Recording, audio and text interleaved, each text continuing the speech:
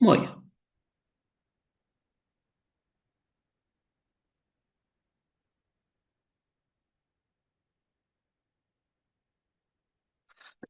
Conjuntos. Entonces, el concepto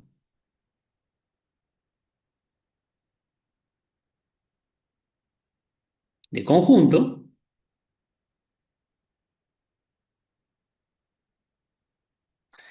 es como una colección de objetos. En realidad es un conocimiento, algo que vemos que si decimos un conjunto es una colección de objetos o reunión de objetos, de alguna manera cualquiera de ustedes me puede decir, bueno, pero defíname qué quiere decir colección, qué quiere decir reunión, ¿no?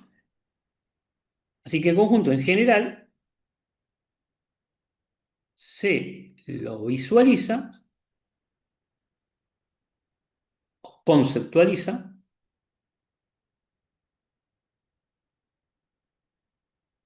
como una reunión o colección de objetos. Bueno, vamos a escribir objetos mejor porque ahí puse cualquier cosa. Voy a dibujar, borrador, y voy a borrar aquí. Que no me borro.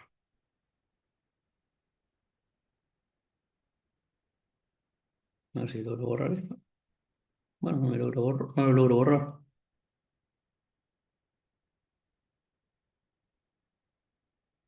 Vamos a ver si con el borrador grande. Ahora sí. Hay que tener cuidado con el borrador. Entonces, como decía, a ver, tengo mal la pizarra y sale cualquier cosa. A ver si logro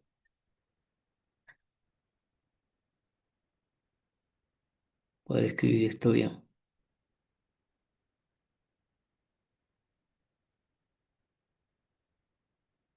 De objetos. Entonces, como les decía, cualquiera de ustedes me podría cuestionar diciendo, usted define el concepto de conjunto como una reunión o colección de objetos. Pero ¿qué es una reunión de objetos? ¿Qué es una colección de objetos? No lo defino. Entonces entramos como una cuestión recurrente de no saber correctamente cómo definir conjunto. Pero antes de entrar en eso, vamos a ver que nosotros vivimos trabajando con conjuntos. Por ejemplo, ¿en dónde vimos hasta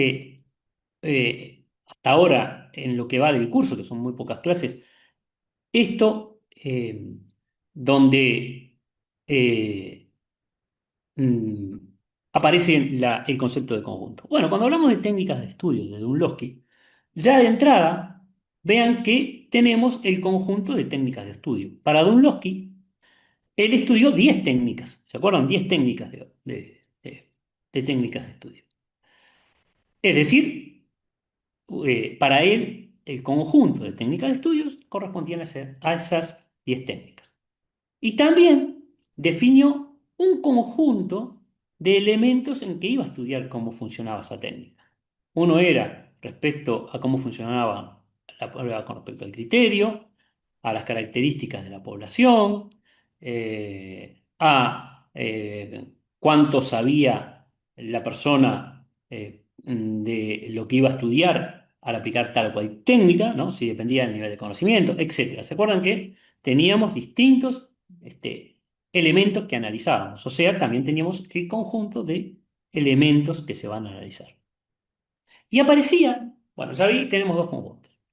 Después, en Dunlowski mismo, recuerden que cuando se analizaba cómo se hacía un diseño experimental para eh, estudiar la técnica, se trabajaban con grupo focal, ¿ah? ¿Se acuerdan? Un grupo que voy a la técnica de subrayado y resaltado.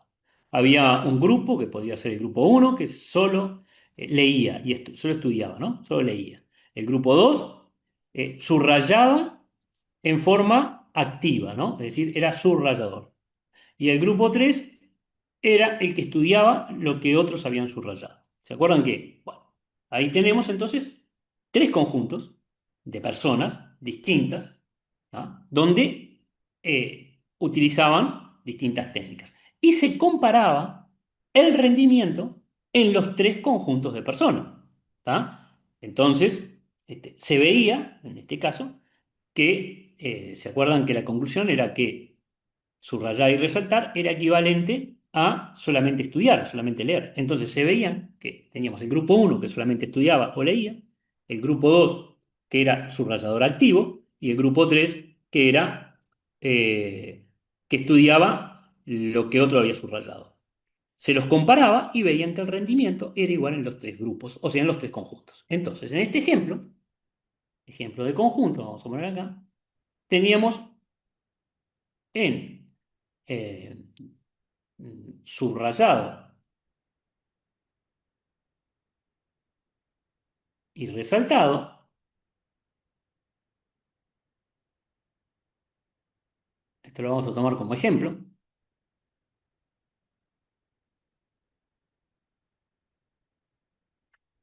Dunlowski presenta un estudio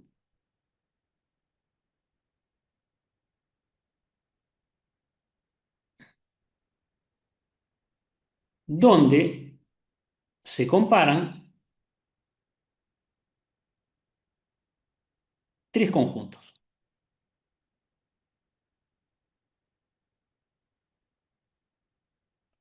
Un conjunto uno, vamos a llamarlo así, lo voy a hacer como se grafica un conjunto, que es como un rondelito, que era solo leen, ¿tá? Estudian, ¿tá? Conjunto uno. Este sería, que le vamos a llamar grupo uno, ¿no? O sea, este sería, lo voy a anotar así, conjunto, perdón, voy a borrar,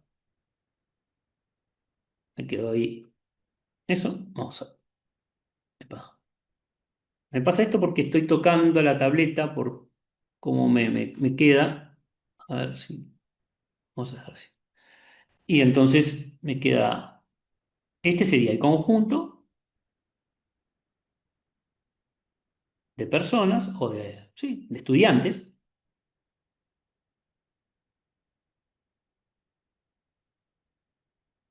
que solo leen. Luego teníamos otro grupo,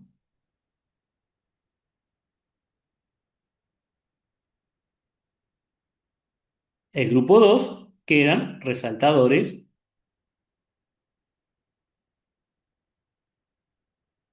activos. O sea, conjunto de estudiantes, lo voy a poner así, est, que resalta.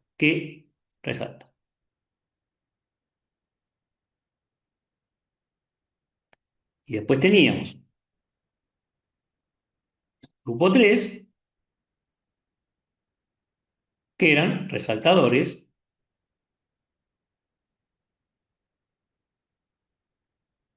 pasivos. O sea, que era un conjunto de estudiantes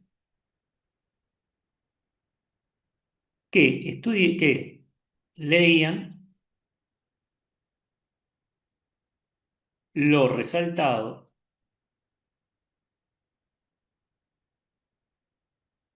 por el grupo 2. Entonces, lo que se vio, el experimento, fue ver rendimiento, un grupo uno versus rendimiento grupo 2 versus rendimiento,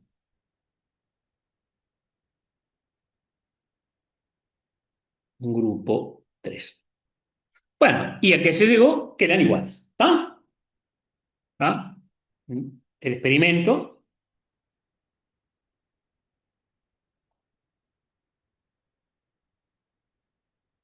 mostró que rendimiento del grupo 1 era igual a rendimiento del grupo 2 era igual a rendimiento del grupo 3. ¿Está? A menos del azar, vamos a poner acá.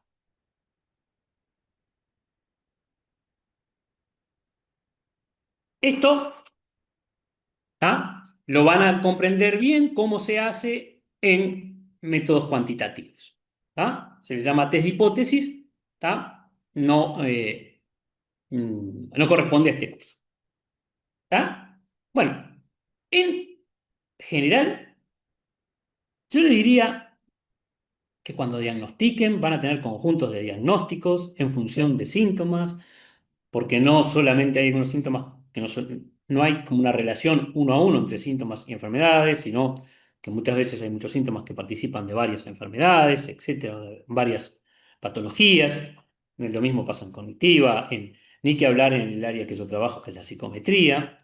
Este, yo le diría que eh, los conjuntos están metidos en todo, porque siempre que uno agrupe cosas, que uno establezca patrones o clasifique, etcétera, está teniendo un conjunto. Vean que en el de Dunlowski hablamos de conjunto de técnicas de, de estudio, de conjunto de cualidades estudiadas y luego de conjunto de personas para ver el rendimiento en los distintos grupos, etcétera.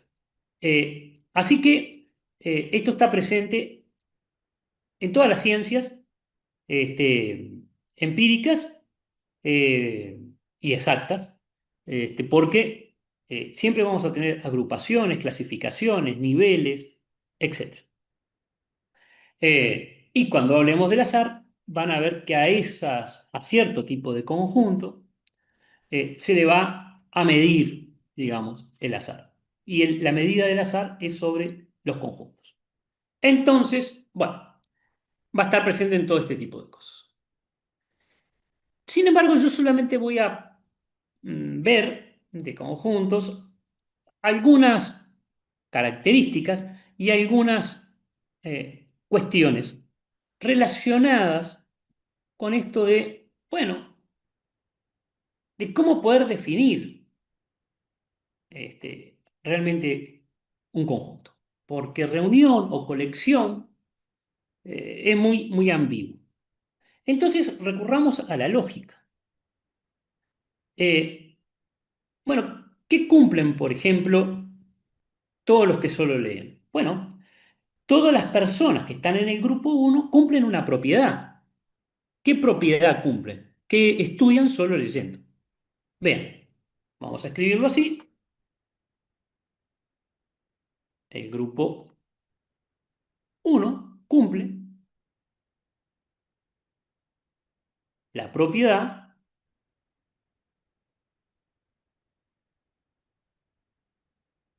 que estudian solo leyendo. A ver, el grupo 2 ¿qué cumple? El grupo 2 cumple la propiedad que estudian resaltando.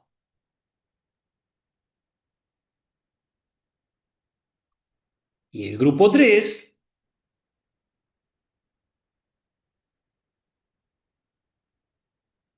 cumplen la propiedad que estudian lo resaltado. Por el grupo 2, ¿no? No lo agrego acá, pero era eso. Entonces, ven, los conjuntos aparentemente se pueden definir, ¿tá? ¿Quién está en ellos? ¿Tá? Viendo si cumplen tal o cual propiedad. Por ejemplo, si veo que la persona solo estudió leyendo, está en el grupo 1. Si veo que la persona estudió resaltando, está en el grupo 2. Si veo que la persona estudió lo que resaltó alguien del grupo 2, está en el grupo 3. Entonces, vean que entonces podría decir que un conjunto es son objetos que cumplen una propiedad. ¿Está? Entonces, eh, digamos, a esto le podemos llamar, a esta propiedad, en el caso del grupo uno la puedo llamar propiedad uno. A el resaltar, propiedad 2. Y al estudiar los resultados, propiedad 3. Entonces puedo decir que el grupo uno es el conjunto, lo voy a anotar con una llave, ¿está? Que cumplen la propiedad uno. El grupo 2, o sea, que estudian sobre el yeto. El grupo 2 es el conjunto que cumple la propiedad 2. Y el grupo 3 es el conjunto que cumple la propiedad 3. Entonces, vean ustedes que defino el conjunto, podría decirse, a partir de la propiedad que cumple. Entonces voy a dejar de compartir un segundo y me voy a ir a donde explico esto que está en el PDF.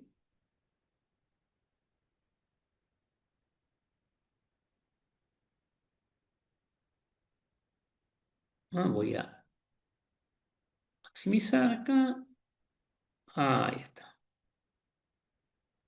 Entonces, la propiedad, el primero que habló de esto fue Frege, ya que estamos hablando ya del siglo pasado, ¿no?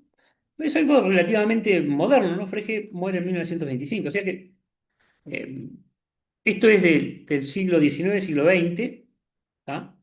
Eh, Vean que tenemos entonces un enunciado, una propiedad, un predicado, porque depende de una variable, entonces X es la persona, en nuestro caso, ¿no?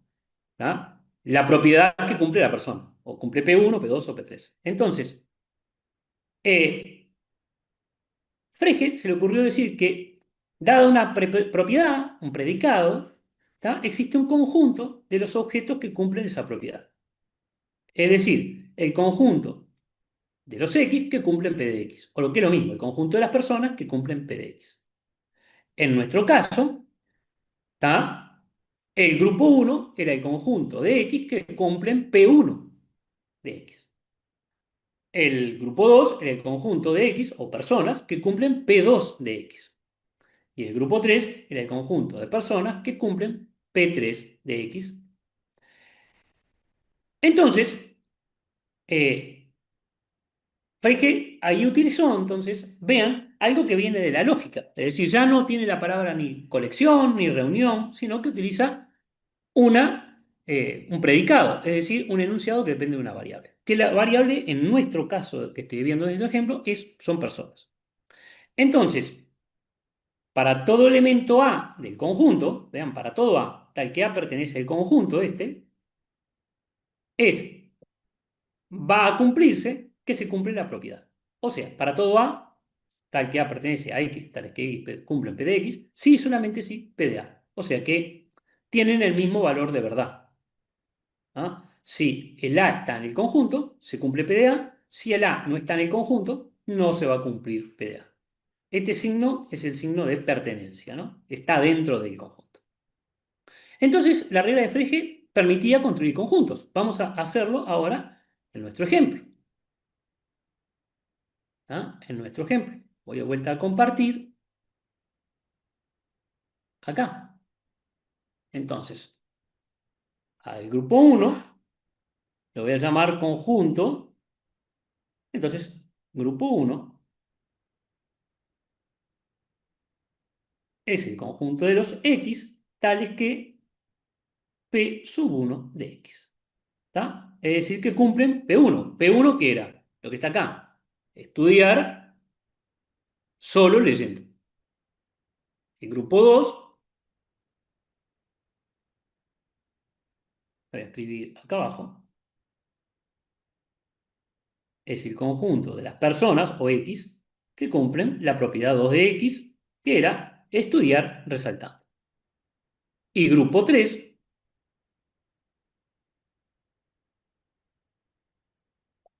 es el conjunto de las personas que cumplen P3 de X. Bueno, estaba resuelto el problema, según Frege. Es decir, doy una propiedad y entonces los elementos que cumplen esa propiedad forman un conjunto. Ustedes lean, yo vuelvo al PDF, lean algunos ejemplos numéricos que puse acá. ¿Ah? Vimos ahora uno con un ejemplo pero acá puse ejemplos numéricos para que vean. Por ejemplo, este es el de los pares. ¿Qué cumplen los números pares? Los números pares cumplen que son 2 por algo, ¿no? ¿Verdad? El- los pares son 2, 4, 6, 8, ¿no? Por ejemplo, el 4 es 2 por 2. El 6 es 2 por 13, ¿no? ¿Ven? Es 2 por algo, ¿no? El 8 es 2 por 4, el 10 es 2 por 5. Entonces, ¿cuál es la propiedad? Los pares cumplen que son enteros y que existe un número tal que el número entero este, n, que es el par, es 2 por ese número. Entonces, algo va a ser par si es 2 por otro número.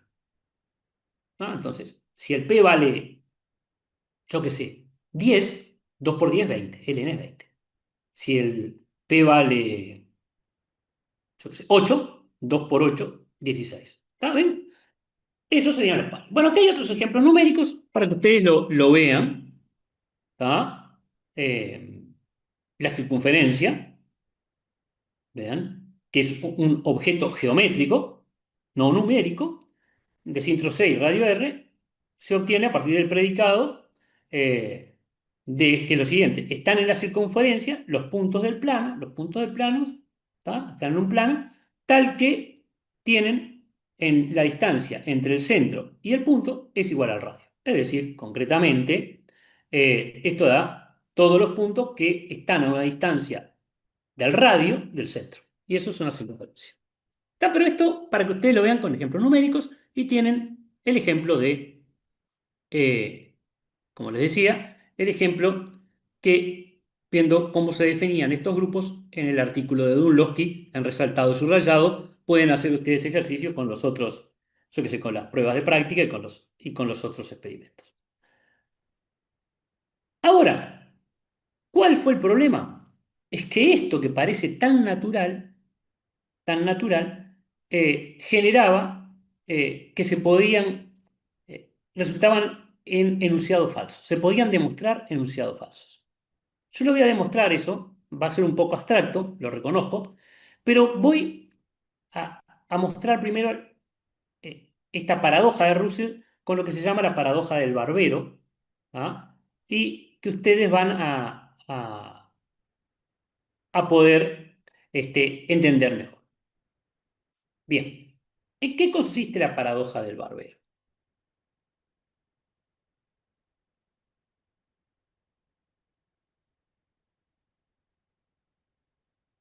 Esperen un poquito que voy de vuelta acá. Ahí está. Muy bien. ¿En qué consiste la paradoja del barbero? Bueno, es esencialmente así, ¿no? Voy a poner acá. Paradoja del barbero.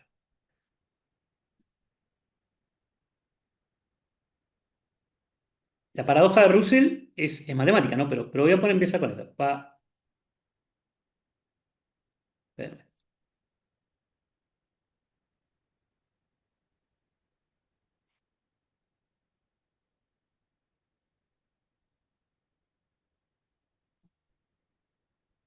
La paradoja del barbero. Entonces, vean lo que dice. En una ciudad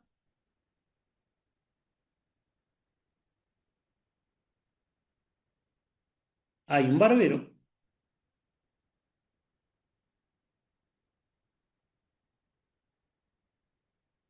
que solo afeita a las personas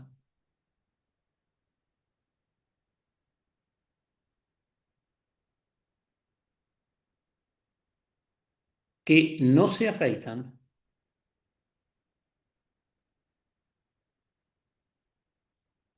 a sí mismos. Es decir, vamos a suponer, viene una persona, viene A, que es una persona, y el barbero le pregunta, ¿usted se afeita a sí mismo? A usted mismo, ¿no? Sería. Voy a borrar acá.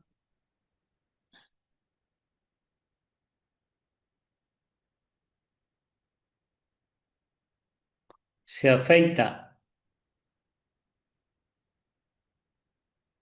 usted mismo? Si A responde, y tiene dos formas de responder, ¿no? Puede responder no, entonces el barbero lo afeita. O puede responder sí, entonces el barbero no lo afeita.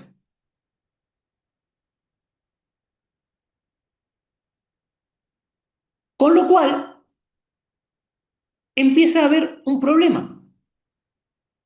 Y es que este barbero no puede existir.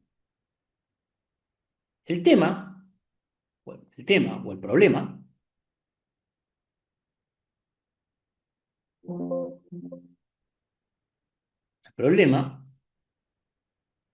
es que no puede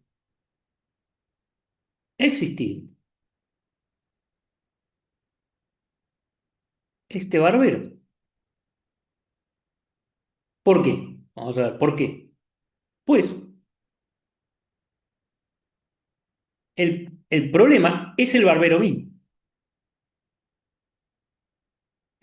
Pues él mismo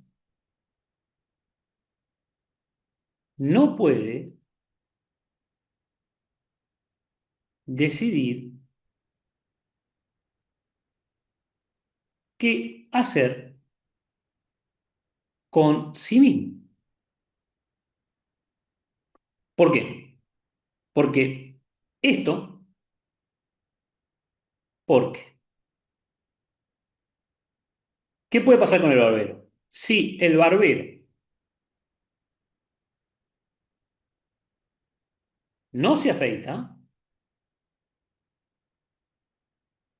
a sí mismo,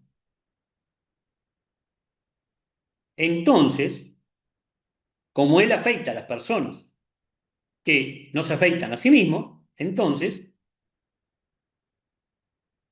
debe afeitarse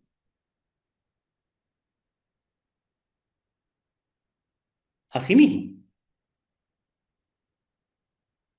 Entonces, no puede afeitarse, ¿no? Él como barbero, a sí mismo.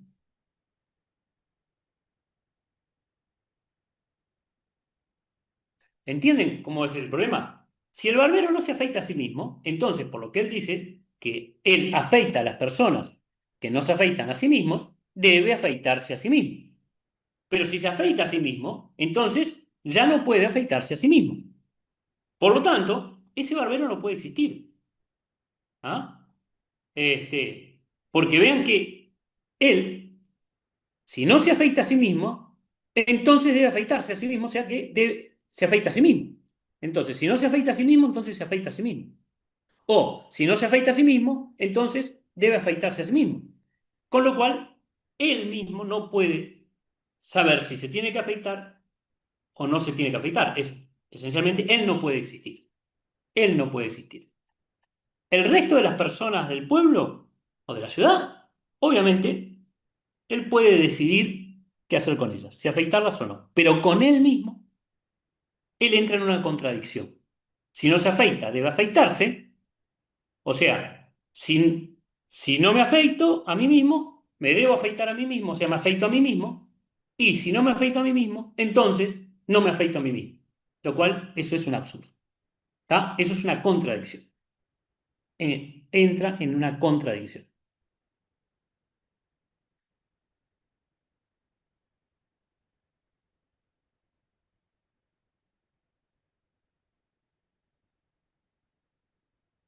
Entonces, una aplicación de esta paradoja al tema de conjuntos lo hizo Russell para demostrar que la forma que hacía de armar conjuntos como los estábamos armando acá puede llevar a concluir cosas absurdas o contradictorias. Y después el arreglo es muy fácil. Ustedes dirán, pero acá se complica. Pues no, no se complica casi nada. Es una cuestión lógica y lo estamos hablando acá para que ustedes entiendan qué cuidado hay que tener a veces en las cosas como uno las define. ¿No? Hay que tener ciertos cuidados. Y me voy Van a ver que el arreglo es muy fácil. Dejo de compartir aquí y comparto el PDF.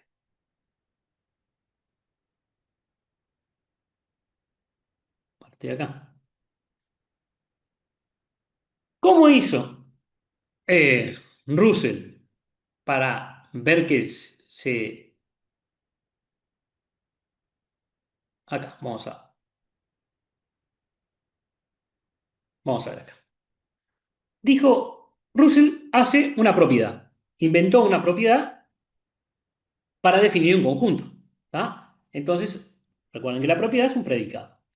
Entonces, el referencial o el conjunto de referencia donde está la propiedad son los conjuntos. O sea, P de X grande es, el enunciado es X es un conjunto y X no se pertenece a sí mismo. O sea que no está en sí mismo. ¿Tá? Se lee así, X es un conjunto que no se pertenece a sí mismo. O sea, él mismo no está en sí mismo. ¿Tá? Eh, entonces, esto se puede definir gracias a la regla de Frege, que es el conjunto. Puedo definir el conjunto R. Esperen que se me vino para acá. Ahora sí, el conjunto R de los conjuntos que cumplen la propiedad esta que acabo de enunciar. ¿Tá? O sea que ellos no se pertenecen a sí mismos. Entonces,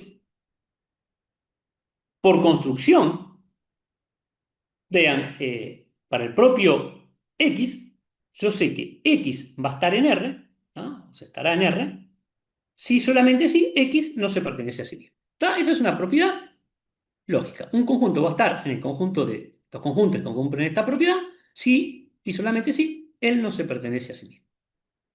¿Tá? Yo sé que es un poquito abstracto, pero ¿está bien? Simplemente utilizando la regla de Frege. Ahora, consideremos un caso particular. Este es el barbero, ¿no? El caso particular es el barbero, donde X, que es R, porque R es un conjunto. Entonces, cuando X es igual a R, reemplazo acá, ¿qué queda? R pertenece a R, si solamente si R no pertenece a R. ¿Está? Cambio X por R. Entonces queda R pertenece a R, si solamente si R no pertenece a R. De reemplazar donde dice X por R. Pero vean, R pertenece a R si solamente si R no pertenece a R. Eso es absurdo. ¿Ah? Yo no puedo pertenecer a mí mismo y no pertenecer a mí mismo al mismo tiempo. ¿Ah? Eh, entonces, lo que estamos diciendo acá es que R pertenece a sí mismo si solamente si R no pertenece a sí mismo. Y eso es una antilogía. ¿Ah? Es decir, este enunciado siempre es falso. ¿Ah? Cualquiera sea el valor de verdad de R, ¿no? Que puede ser verdadero o falso. Pero perdón, esto Siempre es falso. Bueno, entonces tengo un enunciado eh, absurdo, ¿no? Una equivalencia que no puede nunca cumplirse, ¿no? Que R pertenezca a R o que pertenezca a sí mismo, si solamente sí no pertenece a sí mismo. O sea, ¿qué es lo que está mal? Entonces, ¿cómo llegué a demostrar esto que es un absurdo? Está mal porque el problema que tuve es que yo armé el conjunto R a partir de cómo Frege me dice que lo tengo que hacer. Entonces, la forma de hacerlo de Frege no, no funciona. Ustedes dicen, wow, pero esto es un problema, era tan fácil armar conjuntos con propiedades, pero en realidad es que hay que solo agregar una cosa, ¿tá? Que lo hacen Zermelo y Frankel, y que es lo siguiente. Vean, dado un conjunto A y un predicado, existe un conjunto cuyos elementos son los elementos de A que cumplen el predicado. Vean que la regla de Frege,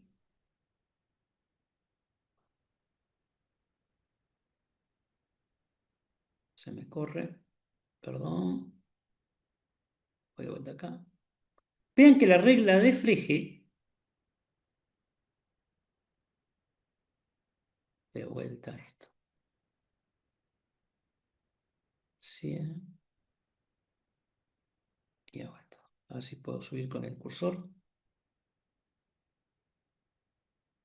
Ahí va. Vean que la regla de Frege permite construir, dice X, tales que se cumple la propiedad. En la axiomática de Zermelo-Fraenkel, simplemente se le agrega que los X tienen que vivir en un conjunto ya predefinido. Es decir, como un conjunto que lo contiene. Podríamos decir un conjunto universal, un universo. Entonces, cuando uno agrega que hay los X se toman de un conjunto, entonces ya se arregla todo. Es decir, son los X que están en un conjunto que cumplen la propiedad. Porque el problema de Frege era que los X podían estar en cualquier lado. ¿Tá? O podían estar en un conjunto que no los contenía. ¿Tá? No, podían no existir.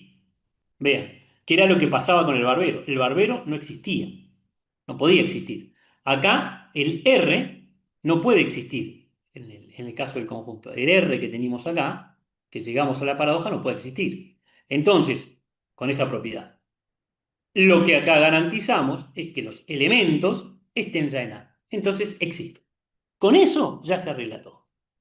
Vean que ahora ya no es que se cumpla PDA para definir el conjunto, sino que además el elemento tiene que estar en A. ¿Tá? Tiene que estar en un conjunto anterior. Y con eso se arregla todo.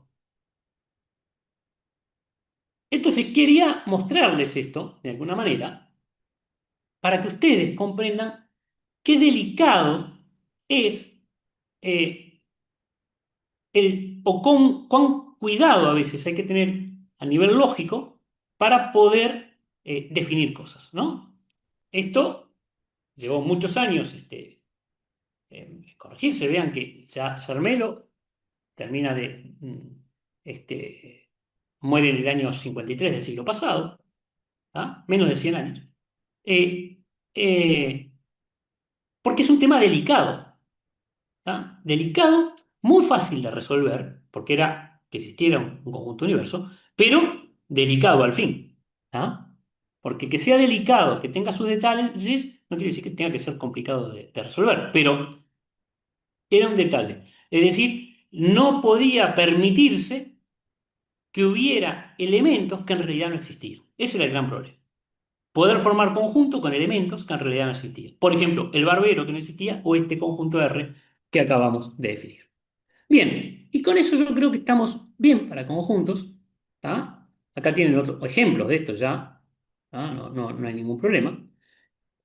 Y algo que se puede demostrar, que no lo voy a demostrar acá, está en las notas, pero no lo voy a hacer en la clase, es que no existe ningún conjunto de todos los conjuntos. Es decir, es interesante.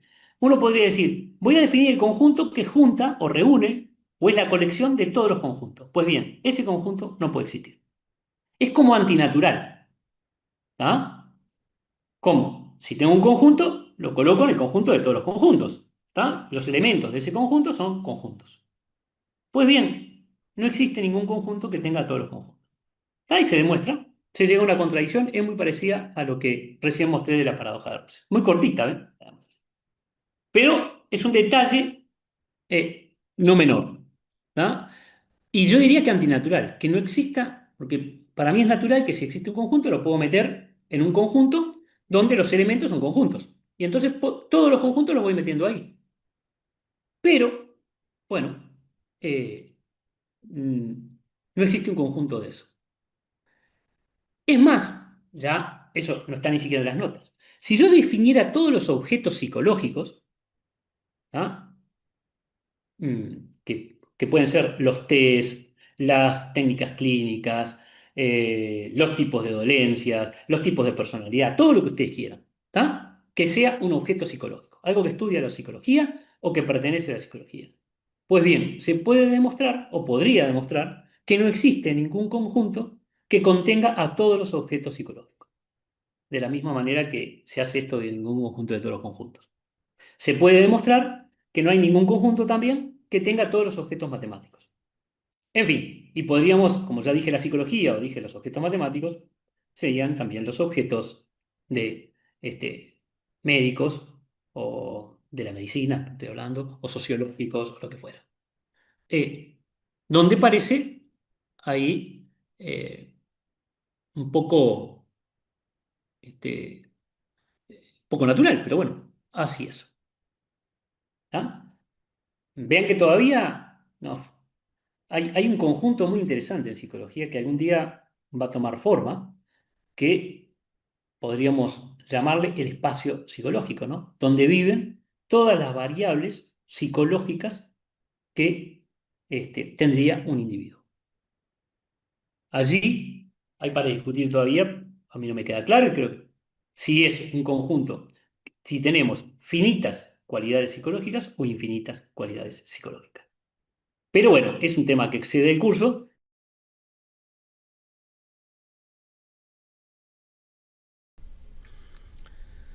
Vamos a ver eh, unos ejemplos interesantes para observar cómo es muy importante aplicar las reglas lógicas claramente para no entrar en contradicciones. Eh, y lo vamos a ver usando o analizando la paradoja de Russell. Primeramente, para poder ver esta paradoja y al mismo tiempo de luego deducir que no existe el conjunto de todos los conjuntos, bueno, vamos a definir primeramente qué entendemos por conjunto, el concepto de pertenencia y luego vamos a entrar en cómo se pensó originalmente qué era un conjunto y cómo definirlo, que eso fue la regla de Frege, y luego ver cómo eso entraba en contradicciones, ¿no? Y es decir, la paradoja, y cómo tuvo que modificarse esa forma de definir lo que era un conjunto para que no se entraran en contradicciones lógicas. Yo creo que es muy interesante para ver que se debe hacer un correcto uso de lo que hemos visto hasta ahora para no encontrar contradicción y cómo a veces estas parecen estar ocultas o pasan desapercibidas por bastante tiempo. Como dijimos, comenzaremos viendo qué entendemos por conjuntos, cómo se originó su definición, algunas contradicciones. La primera vez que se introdujo este objeto matemático lo hizo Cantor, ¿tá? Y que fue desarrollada esta noción de conjunto como a partir de nociones de objeto, colección de objetos, familia de objetos. Eso tiene un problema de una definición circular en lo que tiene que ver con la propia definición del conjunto. Pero al principio se aceptó naturalmente que cada colección de objetos definía un conjunto, en particular los objetos matemáticos. Es así que Frege formuló la primera axiomatización de lo que son los conjuntos y propuso construir los conjuntos a partir de una regla, de un predicado. La regla concretamente dice que para cada predicado, P, que depende de los objetos X, existe un conjunto de elementos que son exactamente los objetos que cumplen la propiedad P de X, es decir, que esta es verdadera. Y se escribe de la siguiente manera, ¿no? Con los corchetes leemos el conjunto de los objetos X tales que se cumple P de X. Y por construcción, a partir de la definición, se ve que para todo elemento A pertenecerá, este signo es el signo de pertenencia, a este conjunto que definimos, si solamente si el predicado, ¿no? El P de A es verdadero.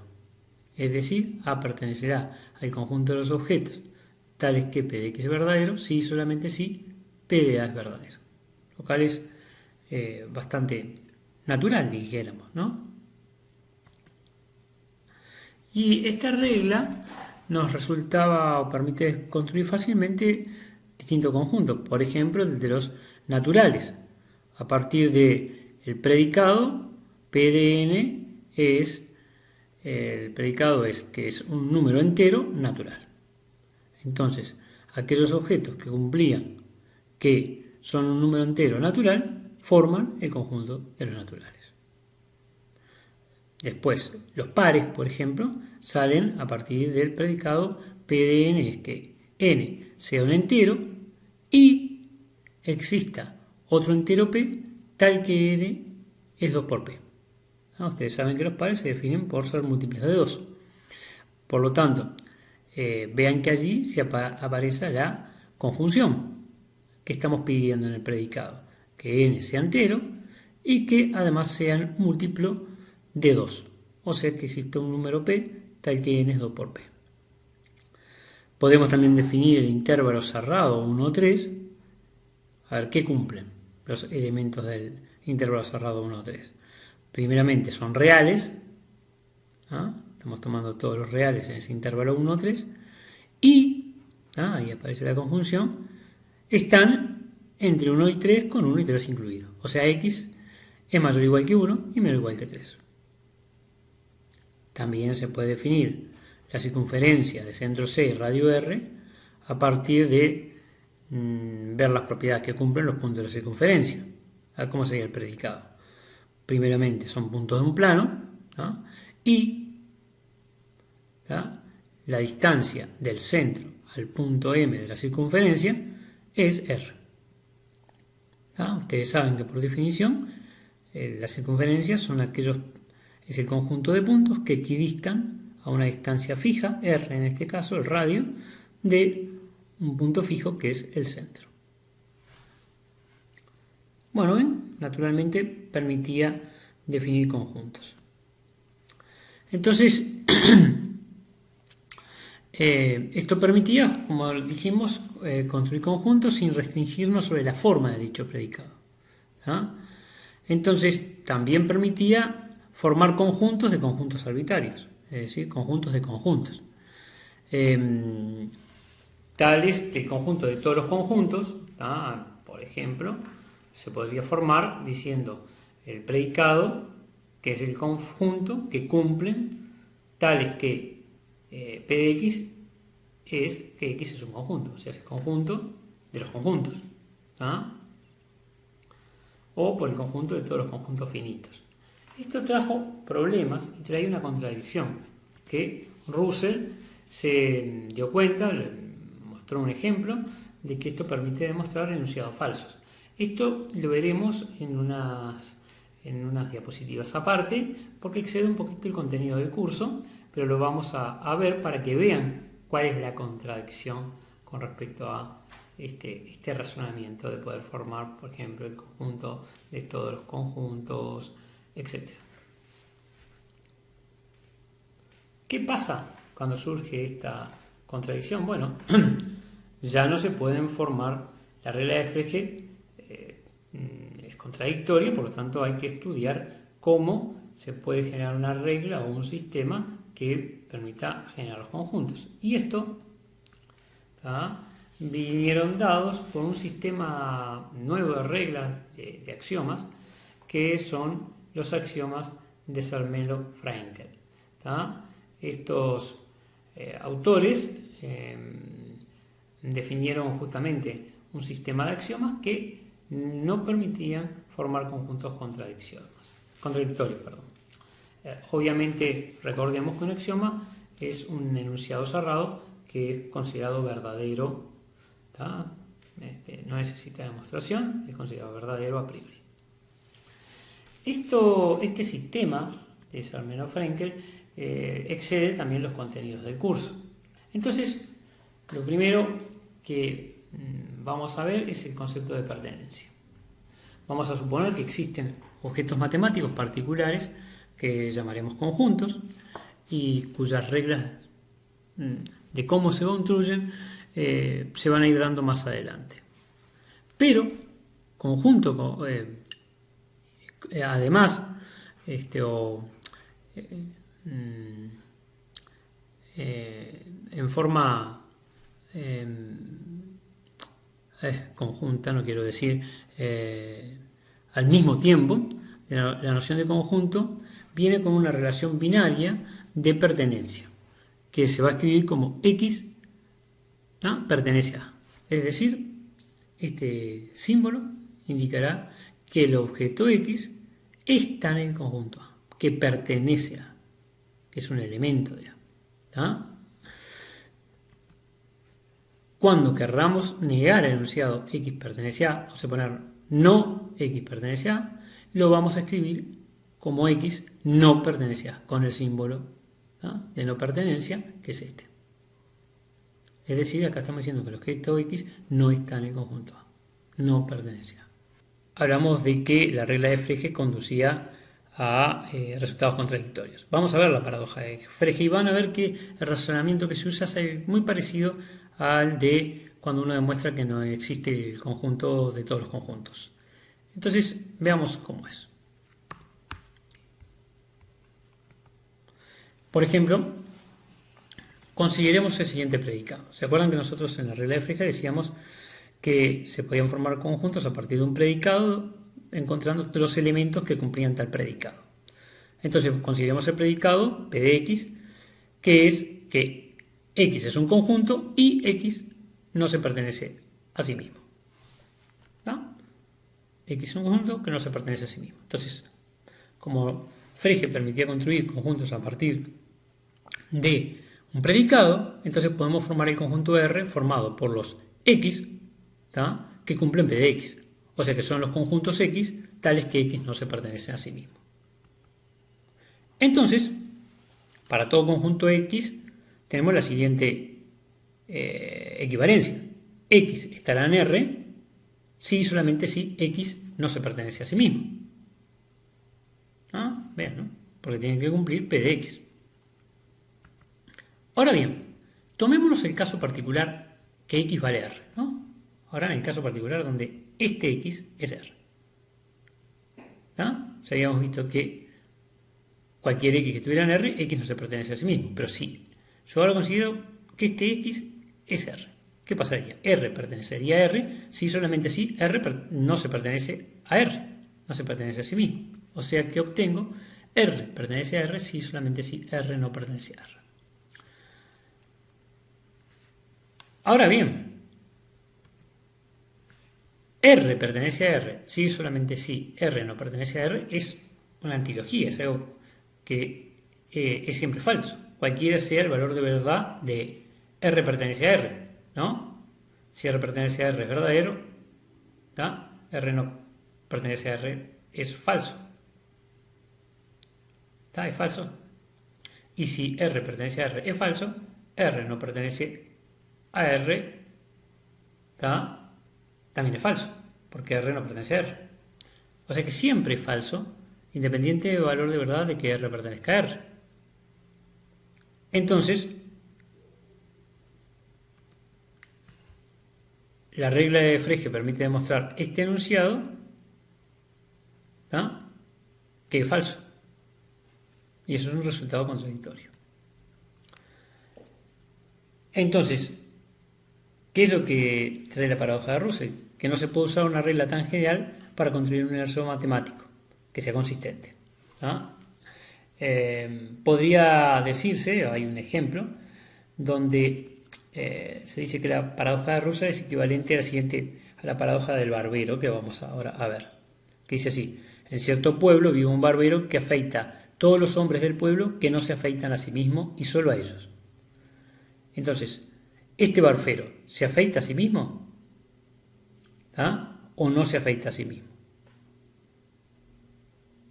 Pensemos un poquito. Si se afeita a sí mismo, no se puede afeitar, porque él solo afeita a los hombres que no se afeitan a sí mismos. ¿Ah? Pero si no se afeita a sí mismo, debe afeitarse. ¿Ah? Porque él afeita a todos los hombres que no se afeitan. Por lo tanto, tal barbero no puede existir. ¿Ah? Y este es el ejemplo claro. ¿Ah? Y esto entonces condujo a lo que ya vimos en la construcción de los conjuntos por extensión, que precisábamos que los elementos estuvieran contenidos ya en un conjunto. Tuvimos que restringir la regla de Frege a un conjunto. Bien, con esto estamos terminando entonces esta paradoja que quería mostrárselas. Bueno, la primera proposición importante que vamos a ver es que no existe ningún conjunto de todos los conjuntos. Para ello, vamos a suponer que existe ese conjunto y llegaremos a una contradicción. Entonces, supongamos que existe un conjunto B, que es el conjunto de todos los conjuntos. O sea, ¿qué cumplen los elementos de B? Que son conjuntos.